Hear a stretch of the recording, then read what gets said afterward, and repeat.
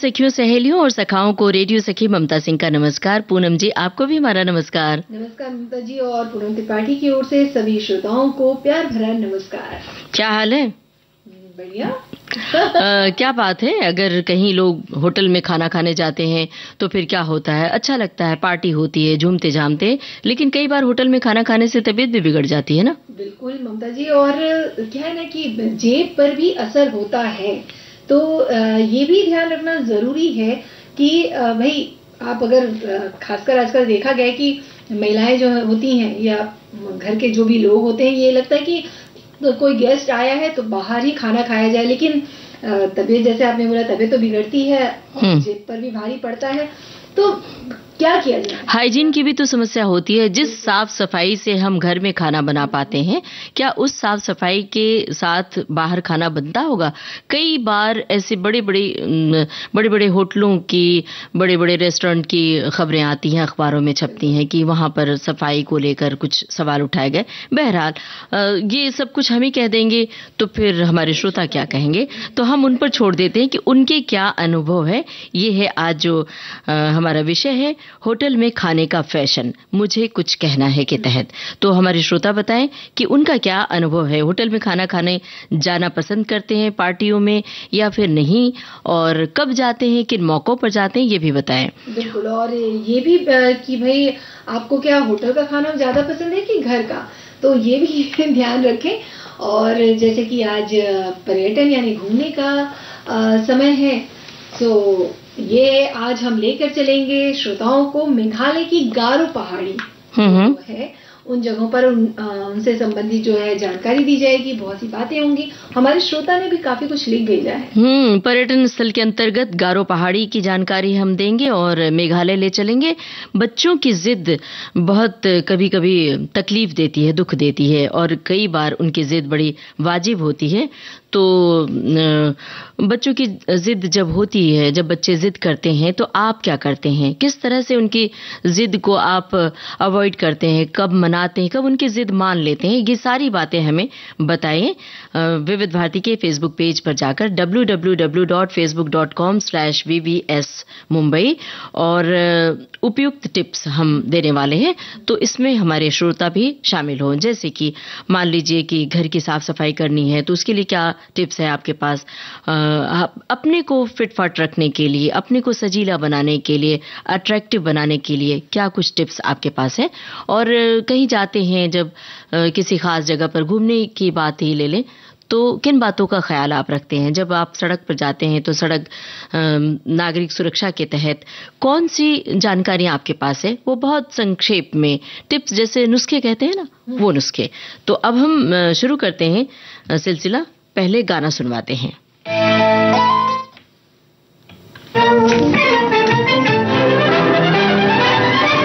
विविध भारती के पास है बेमिसाल हस्तियों का अनमोल खजाना। कहानी के किसी सीन की रिहर्सल चल रही थी, मैं भी टाइम पास करने के इरादे से खड़ा हो गया। जाने माने चरित्र अभिनेता जीवन, कैसे हुई थी अभिनय यात्रा की शुरुआत? डायरेक्टर ने आओ देखा ना ताओ मुझसे मुखातिब होकर बोले, अजी आप भी कुछ बोल दीजिए बरखुरदार। तो बस सिर्फ दिल बहलाने की गरज से मैं शुरू हो ही गया।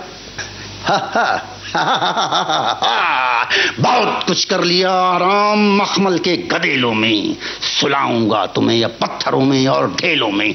सरे दरबार खिदमत में हर एक बांधे कमर होगा, किसी के हाथ में बल्लम कोई करता चमर होगा। वाह वाह वाह वाह वाह वाह की आवाजें बुलंद हो गई। डायरेक्टर साहब ने मुझे गले से लगा लिया, कहने लगे, बरखुरदार, अरे तुम तो बॉर्न आर्टिस्ट हो, फिल्म में एक्टिंग करो, मैं तुम्हारी लाइफ बना दूंगा, फोटोग्राफी को मारो गोली। ऐसी अनमोल यादें आपको मिलेंगी सिर्फ विविध भारती पर। विविध भारती, आपका जीवन साथी। और अब ये रहा गाना।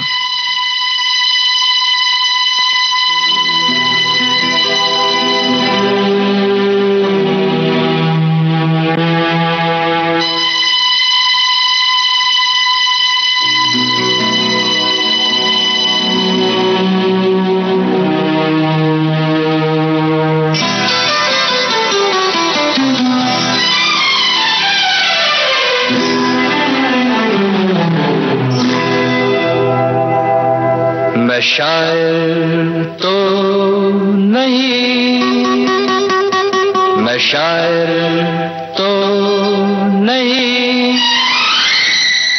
मगर ऐ हंसी जब से देखा मैंने तुझको, मुझको शायरी आ गई। मैं शायर तो नहीं, मगर हंसी जब से देखा मैंने तुझको, मुझको शायरी आ गई। मैं आशिक तो नहीं, मगर हंसी जब से देखा मैंने तुझको, मुझको आशिकी आ गई। मैं शायर तो नहीं।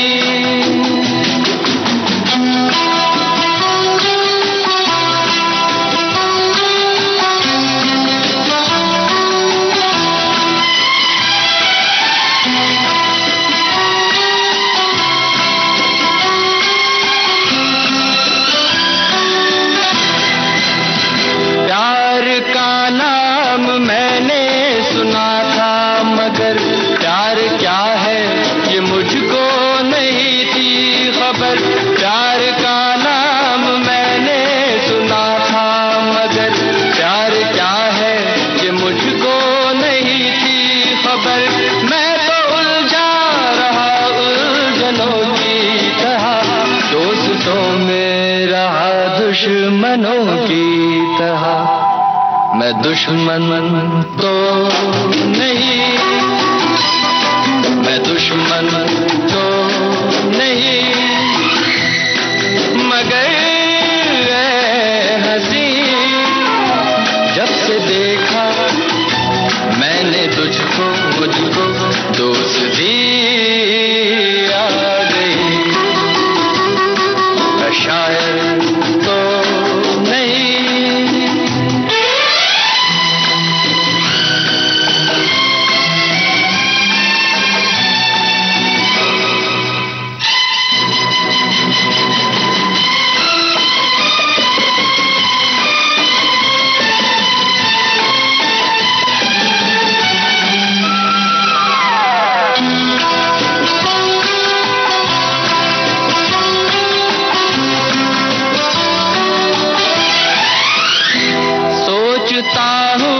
अगर मैं दुआ मांगता, हाथ अपने उठा कर मैं क्या मांगता। सोचता हूँ अगर मैं दुआ मांगता, हाथ अपने उठा कर मैं क्या मांगता। जब से तुझसे मोहब्बत मैं करने लगा, तब से जैसे इबादत मैं करने लगा।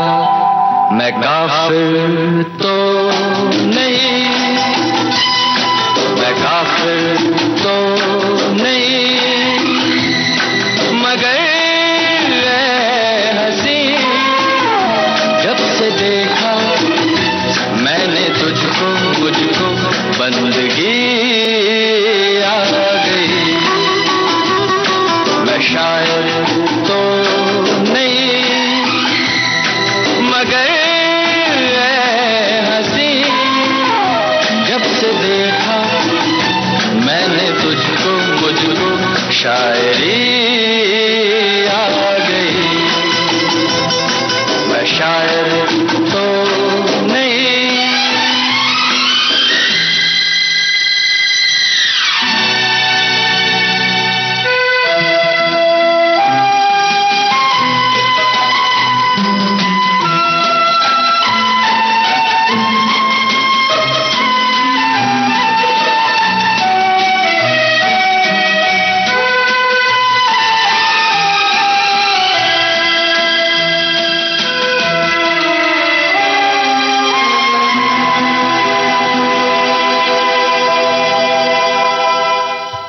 बॉबी फिल्म का ये गाना था। और पूनम जी, प्रोग्राम शुरू होने से पहले आप बड़ी ढेर सारी बातें बता रही थी, कुछ घूमने फिरने की, कि कहीं घूमना बड़ा अच्छा लगता है, और पिछले दिनों आप भी कहीं घूम घाम के आई थी, तो कहीं घूमने ले चलेंगे? अरे हाँ, बिल्कुल, क्यों नहीं। और ममता जी, कहते हैं ना कि मौसम भी अभी साथ दे रहा है, हाँ। है ना, ठंड का मौसम। इस मौसम में घूमने का अलग ही मजा होता है। बहुत। तो चलते हैं पहाड़ियों पर। पहाड़ियों पर हम जब जाते हैं तो वहां पर धूप का मौसम बहुत अच्छा लगता है।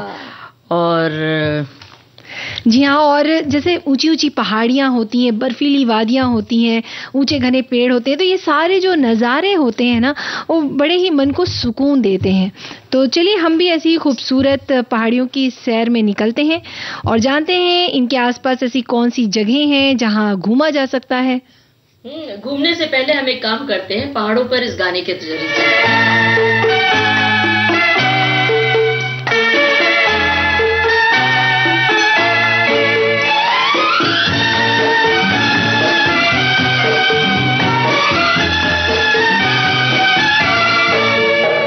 ये दिलनशी नजारे करते हैं क्या इशारे, ये कौन पर्वतों से छुपकर मुझे पुकारे। ये दिलनशी नजारे करते हैं क्या इशारे, ये कौन पर्वतों से छुपकर मुझे पुकारे।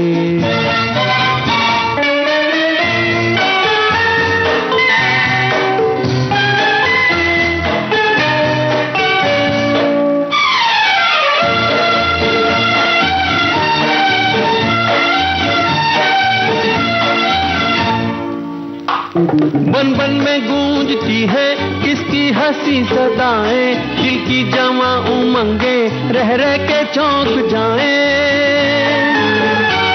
बन बन में गूंजती है किसकी हंसी सदाएं, दिल की जवां उमंगे रह रह के चौंक जाएं। उत्ते से आन बैठे कोई मेरे सहारे, ये कौन पर्वतों से छुपकर मुझे पुकारे।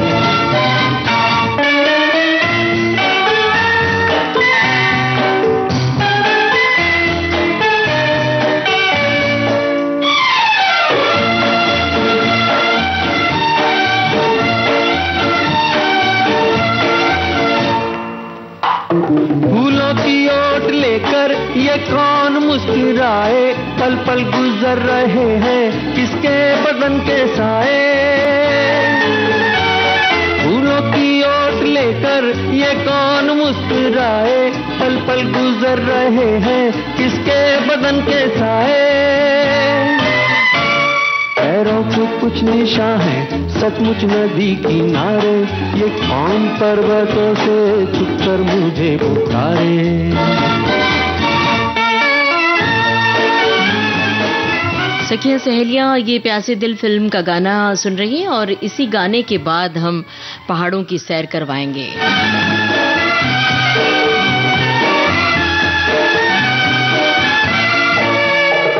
सब कुछ। हाँ ममता जी, बिल्कुल। और ये पहाड़ियाँ होती ही बहुत रोमांचक हैं और बहुत ही दिलकश होते हैं नज़ारे इसके। सुहानी उसकी हंसी चुराए रातों के चांद तारे, ये कौन पर्वतों से छुपकर मुझे पुकारे। ये दिलनशी नजारे करते हैं क्या इशारे, ये कौन पर्वतों से छुपकर मुझे पुकारे। तो ये दिल नशी नज़ारे, जब हम पर्वत पर जाते हैं तो ऐसे खूबसूरत नज़ारे देखते हैं और बस आंखों में भर लेना चाहते हैं। अब तो आंखों में नहीं, दिल में तो भरते ही, आंखों में और दिल में, मोबाइल के स्क्रीन पर भी भर लाते हैं। बिल्कुल सही बात। और जैसा कि हम बात कर रहे हैं गारो हिल्स की, और ये मेघालय राज्य के बहुत ही शानदार और खूबसूरत जगहों में से एक है ममता जी। वैसे तो यहाँ मतलब किसी भी समय जाया जा सकता है, लेकिन यहाँ घूमने का सबसे अच्छा जो समय होता है ना, वो अक्टूबर से अप्रैल तक का महीना माना जाता है, क्योंकि वैसे मौसम तो ये बहुत अच्छा है। ठंड के मौसम में धूप निकलती है तो पहाड़ों पर जो गुनगुनी धूप सेकने को मिलती है वो भला उससे बड़ा सुख क्या हो सकता है। यहाँ पर जब हम गारो पहाड़ियों की बात करें पूनम जी, मेघालय चलते हैं तो गारो हिल्स मेघालय राज्य के बहुत ही शानदार और खूबसूरत जगहों में से एक है और यहाँ किसी भी समय जाएं तो अच्छा लगता है, आनंद आता है। और गारो हिल्स के पास ही सीज गुफाएं हैं जो भारत की सबसे लंबी गुफाओं में से एक है। ये एक अद्भुत चूना पत्थर की गुफा है जो कि प्रकृति की बड़ी ही अद्भुत देन है। जी हाँ, और नोक्रेक पिक जो है वो गारो हिल्स का सबसे ऊंचा स्थान है कहते हैं ममता जी। यहाँ से अद्भुत नज़ारे दिखाई देते हैं। ये जगह नोक्रेक बायोस्फीयर रिजर्व भी जो है कहलाता है। यहाँ अलग अलग तरह के जो वन्य जीव हैं जो उन्हें देखा जा सकता है, जैसे लाल पांडा जैसे दुर्लभ जानवर, कई प्रकार के पक्षी भी हैं जो देखने को मिलते हैं। और गारो हिल्स अपनी अद्भुत नज़ारे हैं। गारो हिल्स के पास ही पेलगा फॉल्स है, एक खूबसूरत झरना है जहां पिकनिक और ठंडे पानी का आनंद लिया जा सकता है। बस चट्टानों पर थोड़ी फिसलन होती है तो चट्टानों पर जाने के लिए सूझबूझ के साथ थोड़ा बचा कर चलना चाहिए, संभल कर चलना चाहिए। गारो हिल्स रोमांच के लिए बहुत प्रसिद्ध है और इसका उदाहरण है तुरा पीक। ये जगह प्रकृति प्रेमियों, पक्षी प्रेमियों के लिए स्वर्ग है। साथ ही जिन्हें फोटोग्राफी का शौक है उनके लिए तो ये जगह वरदान से कम नहीं, क्योंकि चारों ओर हरियाली है, घनी वनस्पतियां होती हैं, हॉर्नबिल और गिब्बार जैसे अद्भुत वन्य जीव यहाँ देखे जा सकते हैं। बिल्कुल। और ममता जी, यहाँ की चढ़ाई थोड़ी कठिन जरूर है, लेकिन शीर्ष तक पहुंचने में लगभग 1 से 1.5 घंटे लगते हैं। और गारो पहाड़ियों की अगर हम बात करें तो अपनी कलात्मक विरासत के लिए भी प्रसिद्ध है। और अनिंदा रंगसा कला गांव जो है वो गारो हिल्स के पास ही है और यहाँ स्थानीय शिल्पों को देखा जा सकता है। साथ ही यहाँ की पारंपरिक कला रूपों से भी रूबरू हुआ जा सकता है जो गारो जनजाति की संस्कृति को दर्शाते हैं। और असनांग गांव से हिल्स में बसा एक खूबसूरत गांव है। यहाँ बंगला महोत्सव भी मनाया जाता है और खूबसूरत मौसम के दौरान यहाँ पर लोग बहुत मौज मस्ती भी करते हैं। जी हाँ, और इसे 100 ड्रम महोत्सव भी कहा जाता है, जिसे बंगला महोत्सव आपने कहा। और ये जो महोत्सव है ना, ये फसल के मौसम के दौरान मनाए जाने वाला त्योहार है। पारंपरिक नृत्यों और विभिन्न ड्रमों के संगीत के साथ गारो परंपराओं को दर्शाता है ये। और चिटिम टिम डेयर या कहें कि चिटिम टिम नोह, ये जो नाम है वो गारो हिल्स का लोकप्रिय स्थान है। इस जगह का नाम है ये कठिन नाम है ये। और यहाँ पर रॉक क्लाइंबिंग, रैपलिंग और हाइकिंग जैसी गतिविधियां जो हैं वो की जाती हैं। और अगर आप साहसिक और रोमांच से भरे काम में दिलचस्पी रखते हैं तो ये जगह उन लोगों को बहुत पसंद आएगी। और यहीं पर एक तालाब भी है जो जहाँ पर बड़ा ही पानी शांत रहता है, हरा भरा वातावरण मिलता है। पिकनिक के लिए ये जगह बड़ी ही उपयुक्त होती है, क्योंकि जब कहीं नदी या तालाब के किनारे जब हम बैठते हैं तो एक तो हवा बड़ी ठंडी ठंडी होती है और वो ऐसी जगहों पर जो तालाब होते हैं, नदियां होती हैं, वहां से पानी आप सीधे लेकर पी भी सकते हैं, तो उसका भी बड़ा आनंद होता है और वो पानी मीठा भी होता है। और इन जगहों पर आप बोटिंग भी कर सकते हैं ममता जी। और अगर हम गारो जनजातियों के बारे में बात करें तो उनके कई महत्वपूर्ण त्योहार जो हैं वो बड़े ही धूमधाम से मनाते हैं। बसंत ऋतु में बेखो फसल की भावना का सम्मान के लिए ये बेखो उत्सव मनाते हैं। और सांग बागची उत्सव समृद्धि के लिए, पूर्वजों से आशीर्वाद मांगने के लिए, प्रार्थना करने के लिए ये इस तरह का ये उत्सव मनाते हैं। साथ ही सब मिलकर पारंपरिक नृत्य करते हैं और साथ ही मिलकर भोजन का भी आयोजन किया जाता है। बिल्कुल। और नए खेती के मौसम की शुरुआत होती है, इसके लिए जनवरी की शुरुआत में ही गारो नव वर्ष का जश्न मनाते हैं, जिससे कि चाक सिकरारे महोत्सव कहा जाता है। इस महोत्सव में लोक नृत्य, संगीत और पारंपरिक पारंपरिक खेलों का आयोजन किया जाता है। अगर गारो हिल्स घूमने की जगह की हम बात कर रहे हैं तो वहां पहुंचना बहुत ही आसान भी है। बिल्कुल, और गारो हिल्स तक पहुंचना बहुत आसान है। आप शिलोंग या गुवाहाटी जो दोनों जगहों में आप जा सकते हैं। गुवाहाटी हवाई अड्डा है जहां से पूरा शहर लगभग 200 किलोमीटर के आसपास है, तो आप उस हवाई अड्डे से आप बस लेकर जा सकते हैं या आप अपनी खुद की कार से जा सकते हैं। तो क्योंकि ये वहाँ का बहुत बड़ा शहर भी है। हाँ। गुवाहाटी शिलोंग के द्वारा आप अपनी निजी कार से भी जा सकते हैं और जब जाते हैं तो अपने साथ कुछ सावधानियों की पोटली भी लिए जाएं, क्योंकि जब भी हम यात्रा पर जाते हैं तो साथ में जो आपको बेसिक दवाएं होती हैं वो साथ में ले जाएं, क्योंकि जब भी हम पहाड़ों पर जाते हैं तो सुरक्षा के लिए कुछ चीजें साथ में रखनी चाहिए, जैसे कहीं कटपट न जाए तो उसके लिए बैंडेड और जो बेसिक दवाएं डॉक्टर से पूछ के कि हम पहाड़ पर घूमने जा रहे हैं तो वो खुद आपके फैमिली डॉक्टर आपको सजेस्ट कर देते हैं कि क्या क्या चीजें आपको ले जानी है। और बहुत ज्यादा सामान ढो के नहीं ले जाना चाहिए, कम सामान में कम कपड़ों में गुजारा करना चाहिए। बिल्कुल, लेकिन कपड़े जो हैं वो मौसम के हिसाब से और जिस जगह आप जा रहे हैं जहां पर अगर बहुत ज्यादा ठंड है तो उस हिसाब से भी कपड़े रखना जरूरी हो जाता है। साथ में कैमरा और मोबाइल में भी कैमरा होता है, साथ में कैमरा ले जाएंगे तो आप तस्वीरें खींचकर अपने साथ ले आएंगे और जब तब देखा करेंगे। फिलहाल गाने में भी कुछ इसी तरह की तस्वीर दिख रही है।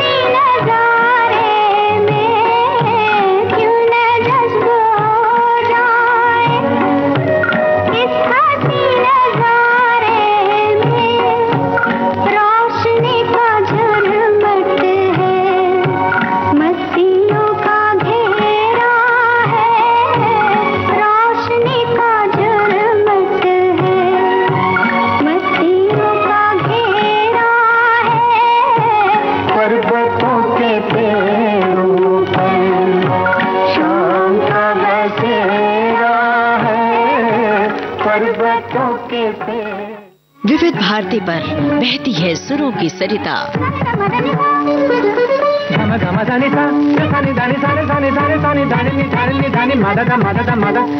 घोलती है आपके जीवन में शास्त्रीयता, बारीकियां रागों की,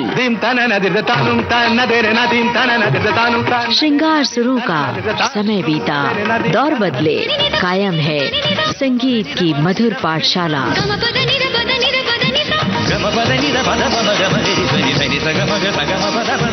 हर रोज सुबह और शाम 6:45 पर संगीत सरिता, सिर्फ विविध भारती पर।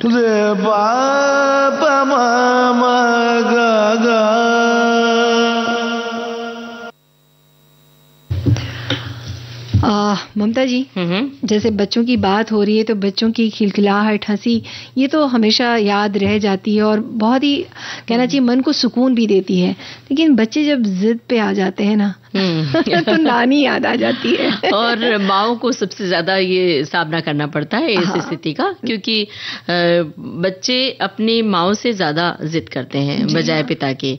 और कब वो जिद कर बैठेंगे, कब रोना धोना शुरू कर देंगे, कुछ पता नहीं होता है। बिल्कुल सही। जब छोटे बच्चों को तो आप थोड़ी देर रोने दीजिए तो मान जाते हैं, या खिलौने से बहला लीजिए या कुछ खिला देंगे तो भी वो खुश हो जाते हैं। लेकिन समस्या तब होती है जब बड़े बच्चे जिद करते हैं, और जब वो कहीं जाने की या पढ़ाई लिखाई के मामले में जिद करते हैं या कहीं पिकनिक पर जाने की, तब आपके सामने बहुत बड़ी चुनौती होती है कि क्या करें। अगर आप लगातार हर बात के लिए मना करती रहें कि मत करो, दोस्तों के साथ मत जाओ, तो फिर उनका टेम्परामेंट चेंज होने लगता है। तो ऐसे में क्या करें फिर? ऐसे में वही है कि आपको धैर्य रखकर काम करना है, जैसे कि हर माता पिता करते हैं। और हर चीज के लिए टोकना भी कई बार गलत हो जाता है वो उन्हें, और ऐसा लगता है कि अगर इस बात के लिए उन्हें मना किया गया है तो वो जानबूझकर वो चीज करना चाहते हैं। और कई बार बच्चे ना इमोशनल ब्लैकमेलिंग भी करते हैं। मतलब आपको देखा कि आप उनकी बात से विचलित हो रही हैं, रो रही हैं, दुखी हो रही हैं और साथ में जा रही हैं, तो वो फिर उसको और ज्यादा करते हैं कि अरे माँ तो मेरी बात से विचलित हो रही, तो चलो हम इसको एक्सप्लॉइट करते हैं, हम इसी पर अड़े रहते हैं। लेकिन छोटे बच्चों के लिए तो यही तरीका है कि आप थोड़ा उनको नजरअंदाज करें, उनकी बात को, उनकी जिद को। ये समझाना बहुत जरूरी है कि देखो, अगर बार बार तुम जिद करोगे गलत बात के लिए तो हम नोटिस नहीं लेंगे। अगर उन्हें ये बात समझ में आ जाती है तो थोड़ी देर में बच्चे रो धोकर खुद ही चुप हो जाते हैं। और हमारे एक श्रोता ने भी एक बात लिख के भेजी है, बच्चों की जिद बहुत ही खतरनाक हुआ करती है। बच्चों की जिद, जी हाँ, अब देखिए ना, उनके जिद के बारे में ही तो कहा गया है कि मैया मैं तो चंद्र खिलौना लई हो, जेहो लोटी धरनी पर अबही तेरी गोद न आई हो। अब सोचिए कि आपका ही बच्चा अपनी जिद के चलते आपकी ही गोद में ना आए, फिर तो आपके सामने उसकी जिद पूरी करने के अलावा और क्या विकल्प हो सकता है। फिर यदि आपने किसी भी प्रकार से उसकी यह जिद पूरी भी की, तब उसके आगे क्या हो सकता है? निर्णय आपके हाथ में ही है। आप अपने ममत्व के चलते उनकी जिद पूरी कर उन्हें उनके मन की ही रहने की छूट देती रहेंगी, या उसे अपने सन्मार्ग पर चलते रहने की प्रेरणा देंगी। देखा जाता है कि माताएं अपने ममत्व में ही, पिता इसके विपरीत उन्हें सन्मार्ग में लाते रहने की अपनी अपनी योजनाओं के चलते आपस में ही समन्वय स्थापित नहीं कर पाते, और बच्चे प्रायः अपने बल पर भी निर्भर रहते हैं। जरूरत से ज्यादा नैतिकता का ही पाठ अगर पढ़ाएंगे तो फिर बच्चे तब और ज्यादा जिद करते हैं। जब जिद में हो उस समय थोड़ा सा आपको दोस्ताना अंदाज में बात करनी पड़ती है, क्योंकि अगर आप लगातार सख्ती से बर्ताव करेंगे तो कहीं बिगड़ने के भी चांस होते हैं। लेकिन इस समय हम एक ब्रेक लेते हैं और फिर उसके बाद कुछ बातें और करेंगे।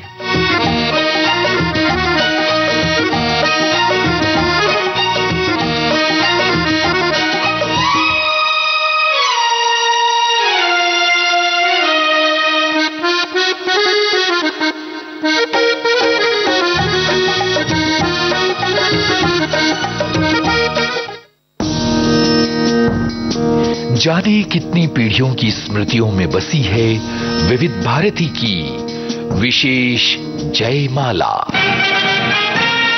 फिल्म जगत की तमाम मशहूर हस्तियों ने पेश किया है ये कार्यक्रम। अमिताभ बच्चन। शुरू में लोग मुझसे कहते, ये भी कोई नाम हुआ?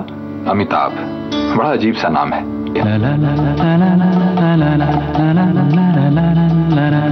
मीना कुमारी। आज मैं अपनी पसंद को आपकी पसंद मानकर आपके इस खास कार्यक्रम जयमाला को पेश करने लगी हूँ। बीते करीब 6 दशकों से ज्यादा वक्त से विविध भारती पर गूंज रही है विशेष जयमाला। इस हफ्ते आपसे मुखातिब होंगे युवा लेखक और निर्देशक अमित मसूद। गुरुदत्त साहब जो थे वो एक बहुत ही ग्रेट डायरेक्टर थे। इनकी काफ़ी सारी फिल्में हैं जो आपने ज़रूर देखी होंगी, मगर प्यासा जो फिल्म है उससे बढ़िया फिल्म मैंने तो नहीं देखी है। इस फिल्म का एक गाना है शायर का लिखा हुआ जो मुझे बहुत पसंद है। मैं चाहता हूँ कि आप भी सुनिए। खुशियों की मंजिल ढूंढी तो गम की गर्द मिली। याद रखिए 11 जनवरी शाम 7 बजे सिर्फ विविध भारती पर विशेष जयमाला।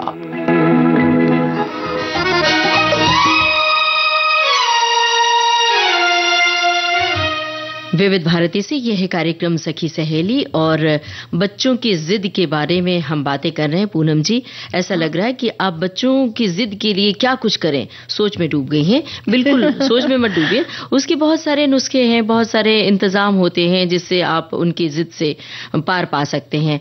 वो हमेशा वही करना पसंद नहीं करते जो उन्हें कहा जाता है, इसलिए उनसे काम करने का तरीका ढूंढ लें और उन्हें विकल्प दें कि उन्हें अभी ये काम हम आदेशात्मक तरीके से नहीं कह रहे हैं बल्कि फ्रेंडली उनसे कहें तो वो कर देते हैं। बिल्कुल, और ये भी है कि किसी भी काम के लिए उनके साथ जबरदस्ती ना करें। मतलब अगर आप भी जिद में अड़े रहेंगे कि नहीं आपको ये काम अभी करना है तो बच्चे जो है वो काम तो करेंगे ही नहीं और उनमें जो है वो बर्ताव भी उनका बदलेगा कि विद्रोही बन जाएंगे। तो इसलिए कभी भी ऐसा लगे कि वो बहुत जिद पे है तो या तो उनको उनकी स्थिति में छोड़ दें या बाद में उनको समझाएं और उनके बुरे बर्ताव पर कोई प्रतिक्रिया न दें और उनकी बात को भी ध्यान से सुने बल्कि बहस ना करें उनसे। कई बार हमने माता पिता को देखा है कि बच्चों के साथ बराबर से बहस करते हैं। बच्चे अपनी अच्छाइयां बताते रहते हैं और माँ पिता उनकी बुराइयां बताते रहते हैं। तो एक समय के बाद स्थिति ये हो जाती है कि वो बाकायदा कन्वर्सेशन में बदल जाता है। तो ये समझ में नहीं आता कि जो एक संस्कार होता है कि बच्चे माता पिता से बराबर से युद्ध की स्थिति में बातचीत ना करें, तो इसको अवॉइड करने के लिए बहुत जरूरी है कि आप थोड़ा सा मनोवैज्ञानिक तरीके से खुद सोचें और उनकी बातों का सम्मान भी करें। मतलब कई बार ऐसा भी होता है ना कि वो छोटी छोटी चीजों के लिए अगर जिद कर रहे हैं और आपको लगता है कि ये है, मतलब मान लीजिए कोई खिलौने की ही बात करें छोटे बच्चों की, या वो नहीं सोना चाह रहे हैं, रात हो गई है, सुबह स्कूल जाना है, नहीं सोना चाह रहे हैं, तो थोड़ी देर उन्हें छोड़ दें कि भाई ठीक है आप अभी नहीं सोना चाह रहे हो, अगर आपको ये खिलौना चाहिए तो मैं आज नहीं मैं कल लाके दूंगी। तो ऐसी अगर स्थितियां, अगर उनकी बातों का आप सम्मान करेंगे तो बच्चा भी ये आगे जाके सोचेगा जरूर कि उसकी बातों को रखा एहसास कराएं, अगले दिन एहसास कराएं कि देखो आपने ये जिद की थी और मैंने मान ली लेकिन ये गलत था। इसी तरह से खाने पीने को लेकर भी आप ये बता सकते हैं कि खाना ठीक नहीं है, पौष्टिक नहीं होता है। जैसे जंक फूड की बात होती है, फास्ट फूड खाते हैं बच्चे, तो आप उन्हें बताइए कि ये ठीक नहीं है आपकी सेहत के लिए। पर जब बहुत जिद करते हैं तो दे दीजिए। चॉकलेट के लिए बच्चे मचलते हैं तो आप दे दीजिए, लेकिन बताइए कि इससे आपको तकलीफ हो सकती है बार बार रोज अगर ये दिन में कई चॉकलेट खाएंगे तो। लेकिन कुछ बच्चे स्वभावगत रूप से जिद्दी होते हैं तो उनके साथ बहुत मुश्किल आती है। फिर तो जब जरूरत से ज्यादा जिद्दी बच्चों के लिए फिर माता पिता हार जाते हैं तो फिर उनकी काउंसलिंग करनी पड़ती है। आप बाकायदा काउंसलर के पास ले जाइए और उनकी काउंसलिंग करवाइए, क्योंकि वो जिद्दी बच्चे देर नहीं लगती बिगड़ैल होने में, बिगड़ भी सकते हैं। तो आपका ही बच्चा है, आप गुस्से में भले उन्हें डांट दे मार दे, लेकिन जब कल को कोई मुसीबत आती है तो आपको ही तकलीफ होती है ना। बिल्कुल, और ऐसी एक बात हमारे श्रोता भी लिख भेज रहे हैं, बच्चों की जिद करना आम बात है लेकिन बार बार जिद करने की आदत जो है उसको नजर अंदाज नहीं करना चाहिए। इससे बच्चे के भविष्य पर असर पड़ सकता है। बच्चों की जिद को कम करने के लिए आप ये तरीके आजमा सकते हैं। शांति और धैर्य से बात करें, बच्चे की बात सुने, उन पर चिल्लाएं नहीं, नियम बनाकर चलें, बच्चों के हित की भी सोचें, उन्हें जिम्मेदार बनाएं। बच्चों के साथ बाहर जाते समय उनकी बातों को नज़रअंदाज ना करें। अगर बच्चा महंगा खिलौना लेने की जिद कर रहा है तो आप उसके सामने कहीं बाहर घूमने या उसकी फेवरेट चीजें खाने की शर्त रख सकते हैं। बच्चों को कुछ देर के लिए ऐसा करने दें, पर ध्यान रखें कि घर के बाहर उसके चिल्लाने से किसी को दिक्कत तो नहीं है। ये भी होता है जो चिल्लाने की बात कही, कई बच्चे तो हमने सुना है कि वो जोर जोर से रोते भी हैं और जमीन पे लेट जाते हैं। ये बहुत बड़ी समस्या होती है। हाँ। कि हमने कई बार मॉल में देखा है कि बच्चे जिद करते करते और बिल्कुल जमीन पर लेट गए, तो माता पिता के लिए ये स्थिति बड़ी ही अपमानजनक होती है कि अब वो क्या करें। लोग देख रहे होंगे, कहेंगे कि देखो इनका बच्चा कैसा है, ये ऐसे कर रहा है। लेकिन वहां आप थोड़ा सा अपने ऊपर नियंत्रण रखें और उसे धीरे से समझाएं कि देखो सब लोग देख रहे हैं, तुम्हें ही बुरा कहेंगे। तो बच्चे समझते भी हैं। और एक श्रोता ने लिखा है कि बच्चों का जिद्दी स्वभाव उनके भविष्य पर नकारात्मक प्रभाव डाल सकता है। अगर बात बात पर गुस्सा करना बच्चों की आदत बन जाए तो ये जिद का रूप ले लेती है। ऐसे में माता पिता को समय रहते बच्चों की आदत को बदलना जरूरी है। अगर समय रहते इस आदत को न बदला गया तो बड़े होकर ये आदत उनके भविष्य को भी नकारात्मक रूप से प्रभावित कर सकती है। बता दें कि जिद्दी होना उनके स्वभाव के साथ साथ कुछ बीमारियों के लक्षण भी हो सकते हैं। ऐसे में माता पिता को पता होना चाहिए कि अगर उनका बच्चा बार बार जिद कर रहा है तो कहीं वो किसी मानसिक समस्या का शिकार तो नहीं है। और जिद्दी बच्चे कई बार सकारात्मक रूप भी लेकर आते हैं, क्योंकि जो जिद्दी होते हैं ना वो हर काम में जिद्दी होते हैं, अपने काम में भी बहुत जिद्दी होते हैं कि हमें ये करना है, मेरा ये लक्ष्य है, हमें इतनी पढ़ाई करनी है तो करनी है, फिर चाहे जो कुछ हो जाए। तो ऐसी जिद तो बहुत अच्छी होती है। हाँ वाकई। और ये भी है ममता जी कि जब आप बच्चों के सामने कहते हैं ना कि बच्चा जो है वो बड़ों से ही सीखता है, तो जब भी आप बच्चों से बात करें तो बहुत शालीनता से, धैर्य से और शांति से बात करें, क्योंकि ऐसे जो बच्चे होते हैं ना वो संवेदनशील भी होते हैं। शुरुआत आपके घर से ही होती है। दरअसल जब माता पिता, घर में संयुक्त परिवार होता है या एकल परिवार, दफ्तर से थके हारे आप जब बाहर से घर लौटते हैं तो शांति चाहिए होती है। पता चला आपका बच्चा रो रहा है, चीख रहा है, तो आपको भी गुस्सा आता है। तो वहीं पर आपकी परीक्षा होती है। वहीं पर अगर आपस की लड़ाई झगड़े बच्चे सुन रहे हैं तो वही वो भी करते हैं, वही सीखते हैं, उसी अंदाज में बात करना सीखते हैं।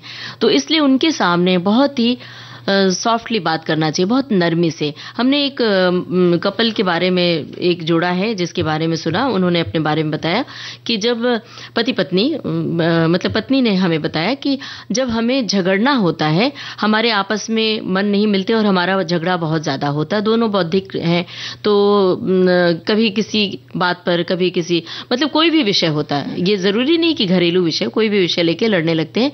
तो हम कभी बच्चे के सामने नहीं लड़ते हैं, हम लोग दरवाजा बंद कर लेते हैं, कमरे में जाकर और लड़ते हैं, और बच्चे के लिए टीवी लगा देते हैं ताकि टेलीविजन की आवाज में हमारी आवाज उसको सुनाई न पड़े, या फिर कहीं पार्क में चले जाते हैं लड़ने के लिए। हमने कहा क्या बात है ये भी तरीका अच्छा है। बिल्कुल। हम तो ये कहेंगे कि आप सिनेमा हॉल में चले जाइए लड़ने के लिए।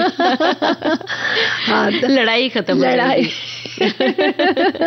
आप बिल्कुल सही कह रही ममता जी। और जैसे बच्चों से अगर कुछ काम करवाना है तो उन्हें बहुत मजेदार तरीके से करवाइए। मतलब ये मत बोलिए डायरेक्ट कि भाई ये काम करना है तुमको, उनको ये बोलिए कि आप ये काम करेंगे ना तो ये बहुत मजा आएगा, और उनके साथ खुद भी कीजिए। मान लीजिए आपको खिलौने उठवाने हैं या ड्रेस रखवाना है उनका, तो आप उनके सामने काम कीजिए और उनको ये बोलिए कि आप उनकी मदद करें। और अब आपको गाना सुनवाना है तो कहिए कि गाना सुनवाइए, तो मैं गाना सुनवाती हूँ। सुनते हैं गाना। कर ले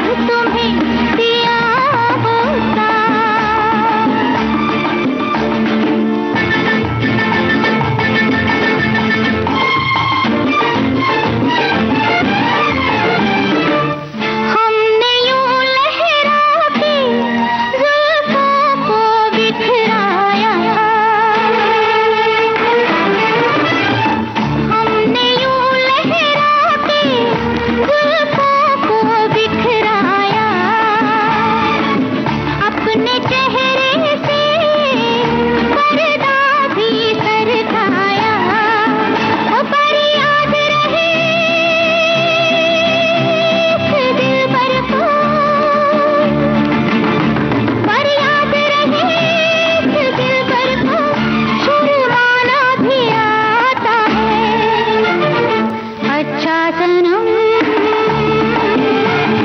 कर ले सितम, काश न तुमसे प्यार किया होता, अच्छा सनम। तो ये गाना सखियां और सखा सुन रहे थे और आपने कहा कि गाना सुनवाइए, इससे पहले कहें मैंने गाना सुनवा दिया और बात मैंने जिद नहीं की, लेकिन आपने पहले ही सुना दिया, अच्छा लगा। पूनम, दरअसल हम सब जब माँ बन जाते हैं तो जिद कहाँ होती है, सारी जिद्दें छूट जाती हैं, तब बच्चों की जिद होती है। यही तो हम जब बराबरी की बात करते हैं, स्त्री पुरुष की बराबरी की बात करते हैं, तो सचमुच लगता है कि हाँ हम समाज में बराबर हैं, लेकिन कहीं न कहीं एक स्त्री को कुछ न कुछ समर्पण करना ही पड़ता है। जहां पर सामने बच्चे आते हैं तो अपनी बहुत सारी चाहनाएं, बहुत सारी चाहतें आपको दरकिनार करनी पड़ती है। बच्चों की इच्छाओं पर आपको ध्यान देना पड़ता है, फोकस करना पड़ता है। बिल्कुल। और जैसे कि हमारे श्रोताओं ने भी बहुत सारे मैसेजेस और टिप्पणियां लिख भेजी हैं, मुझे कुछ कहना है तो बहुत सारे श्रोताओं ने बहुत कुछ लिखा है कि जब होटल में जो खाने का जो चलन बढ़ गया है या फैशन की बात बोलें तो क्या सही है क्या गलत है, और बहुत सारे मैसेजेस हैं सामने। तो ममता जी, एक जो श्रोता हैं वो लिख रहे हैं कि जन्मदिन हो या मैरिज एनिवर्सरी, घर में ही पूरी, पुलाव, दाल, पकौड़ियाँ, दही बड़े बन गए, सारा परिवार जुट गया और फंक्शन हंसी खुशी संपन्न। कभी होटल में खाने की भी बात हुई तो बस ये कि छोले, चाट, टिकिया, आइसक्रीम और पानी पूरी तक ही रही। अब तो सप्ताह में एक दिन पूरी तरह चौका बंद रहता है। उंगलियों की जरा सी हरकत से लजीज व्यंजन घर बैठे आपके टेबल पर। वो कहते हैं ना कि हींग लगे ना फिटकरी, रंग आए चोखा। अरे भाई, हींग फिटकरी कैसे नहीं लगती है, बहुत सारे पैसे लगते हैं आपके। बिल्कुल लगते हैं। और ये आगे लिख रही हैं कि पर यहाँ हींग तो नहीं लगता, फिटकरी तो लगाना ही पड़ता है। बिल्कुल मेहनत नहीं करना पड़ता पर मेहनताना तो देना ही पड़ता है। ये भी वही बात कर रही हैं। अब तो हमें भी कुछ कहना है कि हम भी इस पथ पर चल रहे हैं। सप्ताह में एक दिन तो भाई बाहर का कुछ खाना ही चाहिए, अपना पेट, सलाद, सूप, छाछ और पर्स को देखते हुए। वाह भाई, अच्छा, क्या बात है। एक श्रोता ने लिखा है कि आधुनिक समय में होटल या रेस्टोरेंट में खाना स्टेटस सिंबल हो गया है। समाज में कदम से कदम मिलाकर तो चलना पड़ता ही है। खाना खाने बाहर जाने से बच्चों और गृहिणी को आउटिंग यानी कि तफरीह का मौका मिल जाता है। घर के उबाऊ माहौल से कुछ समय के लिए मुक्ति मिल जाती है। बाहर की दुनिया की स्टाइल और फैशन समझने का मौका मिल जाता है। साथ ही साथ अपना स्टाइल प्रदर्शित करने का भी अपना मजा है। होटल या रेस्टोरेंट में खाना खाने के दौरान सेल्फी लेकर फेसबुक पर भी तो डालनी होती है और बिल्कुल खाने की कि हमने ये खाया, हमने वो खाया, इसका भी एक अपना मजा है। लेकिन कई बार जब भी बाहर खाना खाने जाएं तो अपनी जेबें टटोल लेनी चाहिए और अपनी आर्थिक स्थिति का जायजा ले लेना चाहिए कि आप कितनी चादर फैला रहे हैं। कहीं ऐसा तो नहीं आपने ज्यादा चादर से ज्यादा पांव पसार लिए। तो इसलिए बाहर खाना खाना एक आध बार ठीक है, लेकिन हर हफ्ते में जाना, हर 15 दिन पर जाना, हर मौके बेमौके पहुंच जाना, अरे आज खाना बनाने का मूड नहीं है, चलो हम बाहर खा लेते हैं, ये तो मुझे लगता है ठीक नहीं है। बिल्कुल। और इसी तरह हमारे एक श्रोता भी लिख रहे हैं ममता जी कि आजकल लोग घर का खाना त्याग कर बाहर के होटल या रेस्टोरेंट का खाना पसंद करने लगे हैं। मैं घर के बने हुए खाने को ही पसंद करती हूँ और मेरे परिवार के लोग फिर भी बाहर खाना पसंद है, परंतु धीरे धीरे उनकी इस आदत को कम करने का प्रयास कर रही हूँ। मैं तो संभवतः 3 महीने में एक बार बाहर होटल में परिवार के साथ जाती हूँ और फिर कुछ हल्का ही खाते हैं। कारण केवल एक ही है कि वहाँ उपलब्ध खाना गरिष्ठ होता है और साथ ही घर जैसे शुद्धता नहीं होती, घर जैसी शुद्धता नहीं हो सकती। कभी कभार जाया जा सकता है, हाँ महीने में एक बार किटी पार्टी होने पर होटल जरूर जाना पड़ता है। तो ये जो किटी पार्टी का भी जो चलन है उसमें भी कई बार ऐसा होता है ना ममता जी कि बाहर ही होटल जाना पसंद करते हैं, लेकिन कई ऐसी महिलाएं भी हैं या कई ऐसी जगह हैं जहां पर आप किटी पार्टी घर पर भी मना सकते हैं। बिल्कुल। थोड़े से व्यंजन बनाकर। हाँ, सारी महिलाएं एक साथ इकट्ठी हों और एक दूसरे के घर जाएं। इससे क्या होता है, मेलजोल भी बढ़ता है और एक दूसरे के घर जाने का मौका भी मिलता है। एक श्रोता ने लिखा है कि चाहे जितना भी बड़ा और बढ़िया होटल हो, अगर उनके किचन में खाना बनाते देख लें तो कभी भी होटल में खाने नहीं जाएंगे। हम लोग घर में जिस तरह से भोजन या कोई भी डिश बनाते हैं, तेल मसाले और सब्जी आदि हमें पता होती है कि कितनी साफ सफाई है, सब मालूम होता है, पर बाहर के खाने का कुछ भी नहीं पता होता है। अगर जीरे से छौंका चावल हो तो उसके रेट एकदम हाई हो जाते हैं।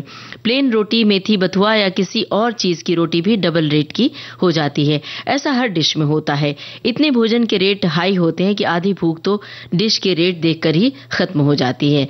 पर अब तो घर में इतनी मेहनत कौन करे। आजकल के बच्चे बाहर खाने में अपनी शान भी समझते हैं, और बच्चों को तो कोई भी मौका हो, चाहे बर्थडे, जन्मदिन का अवसर हो या फिर यहाँ तक कि अपने दोस्तों के जब जन्मदिन होते हैं, उनके घर में कोई पार्टी होती है, तो उसी बहाने भी वो लोग कहते हैं कि उनके जन्मदिन पर हम नहीं जा पाए थे, तो इस मौके पर चलो हम लोग बाहर खाना खाते हैं। ये भी होता है। बिल्कुल। और हमारे एक श्रोता जो हैं वो लिख रहे हैं कि आजकल होटल में खाना खाने का चलन काफी बढ़ गया है। जब मन हुआ बाहर चले गए या घर में ही ऑर्डर कर लिया, पर इसमें शुद्धता की कोई गारंटी नहीं होती। बासी है या ताज़ा है, क्या है, कुछ पता नहीं चलता। बस टेस्ट अच्छा है तो सब अच्छा है। इससे हमारे शरीर को नुकसान भी पहुंचता है। पर कुछ ऐसे होते हैं जो ज़्यादातर होटल का खाना पसंद करते हैं। हमें तो घर का ही खाना पसंद आता है, जो अपने हाथ का ताज़ा बना हुआ होता है। शौक से कभी बाहर जाकर खाना अच्छा लगता है, पर इसकी लत अच्छी नहीं होती। और अच्छा क्या होता है बातचीत के बीच में एक गीत सुनते हैं।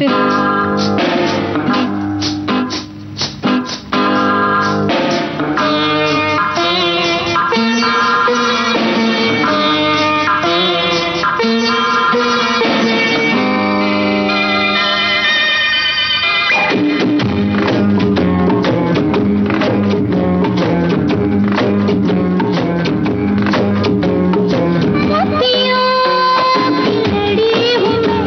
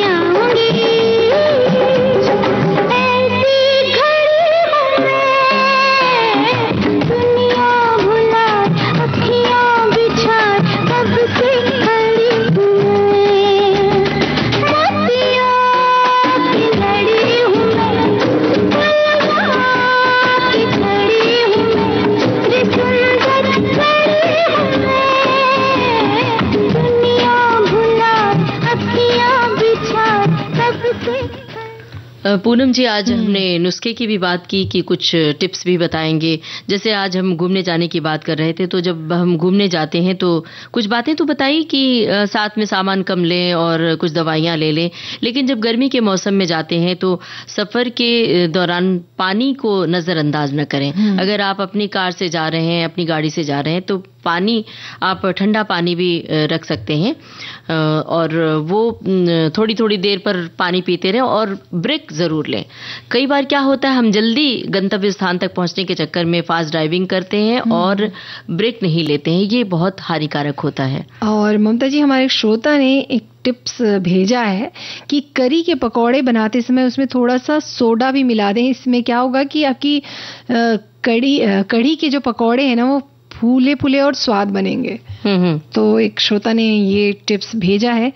और जब आपकी थोड़ा थोड़ा गले में जब खराश होने लगे और अचानक लगे कि आपको जुकाम हो रहा है, तो ये अदरक, तुलसी का पत्ता और उसे खूब अच्छे से कूट के पानी में गर्म करके खूब, मतलब जैसे 1 गिलास पानी है तो इतना बॉईल करें कि आधा रह जाए, तो उसमें लौंग और छोटी इलायची भी डाल सकते हैं। उसको एक काढ़े के रूप में बना के उसे पिएं। लेकिन ये दवा नहीं है, ये तभी है आपके गले को राहत पहुंचाने के लिए कि आपका गला थोड़ा सा खराश हो रहा है हल्का फुल्का, तब। लेकिन अगर पूरी तरह गला बैठ जाए या सर्दी जुकाम हो जाए, तब आपको दवा लेनी पड़ती है। दवा लेनी पड़ती है। और जैसे कि आपने ये बताया, वैसे ही साथ में अगर गला बैठ गया है तो गुनगुने पानी में नमक डाल के गार्गल भी जो है, गरारा भी किया जा सकता है। हमारे साथ में मुलेठी भी चूस सकते हैं, उससे भी गला खुलता है। और ममता जी, हमारे एक जो श्रोता है वो थोड़ा सा खाने की ओर बढ़ते हुए इडली कैसे नरम बनाई जा सकती है उसके बारे में बोल रहे हैं कि इडली को ज्यादा नरम बनाने के लिए थोड़ा सा पोहा लेकर उसे भिगोकर पीसकर इडली के पेस्ट में मिला देंगे तो एकदम रुई जैसी बनेगी। क्या बात है, ये तो आजमा के देखा जाएगा। और ऐसे तमाम नुस्खे हैं जो, और कई बार अपने को फिटफाट रखने के लिए भी क्या करना चाहिए, ये भी हमारे श्रोता इस बारे में भी जागरूक रहते हैं। और कि उनको, जब आप नियमित रूप से योगा एक्सरसाइज करेंगे तो देखने में आप जाहिर है कि आकर्षक लगेंगे और सुंदरता भी निखरती है। स्वस्थ भी रहेंगे और चलना तो बेहद जरूरी भी है। और ठंड का समय है तो सेहत का ध्यान रखना ही चाहिए। और किचन की टिप्स की अगर हम बात करें तो जैसे अगर नमक ज्यादा हो जाता है, खासकर नमक कई बार ऐसा होता है कि हमसे ज्यादा हो ही जाता है, तो उस नमक के लिए या तो अगर आपकी ग्रेवी वाली सब्जी है तो आलू मैश करके, आलू बॉईल करके मैश करके उसमें डाल दीजिए। या कई बार ये भी कहा जाता है जो आटे की जो लोई होती है ना, जो कच्चे आटे की लोई जो होती है, वो भी अगर आप डाल देंगे तो वो भी नमक सोख लेता है। इसी तरह से अगर तेल में पानी चला गया हो और छींटे आ रहे हो, तब भी उसमें लोई जो है, आटे की लोई आप डाल देंगे तो वो पानी पूरा सोख लेगा और वो चिटकने की जो आवाज आती है ना, पानी डल जाने के बाद तेल में, वो आवाज नहीं आएगी, छींटा नहीं पड़ेगा, वो नॉर्मल हो जाएगा तेल। तो इस तरह के बहुत सारे टिप्स हैं। और रसोई में जब जाते हैं तो आपके साथ रेडियो तो बजता ही रहता है। ये रहा प्रोग्राम का आखिरी गाना।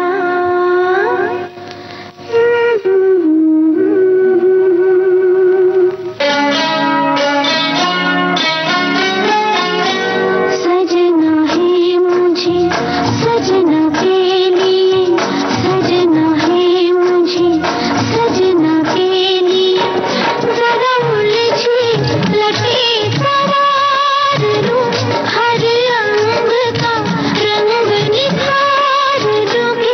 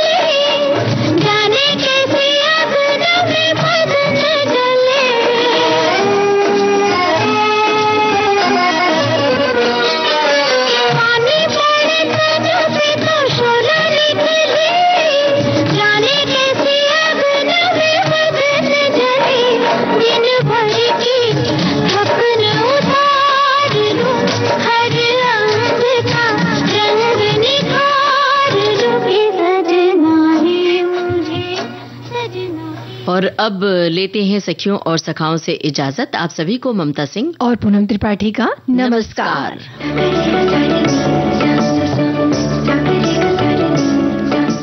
सखी सहेली कार्यक्रम की प्रोड्यूसर अनुश्री पाठक। सखी सहेली।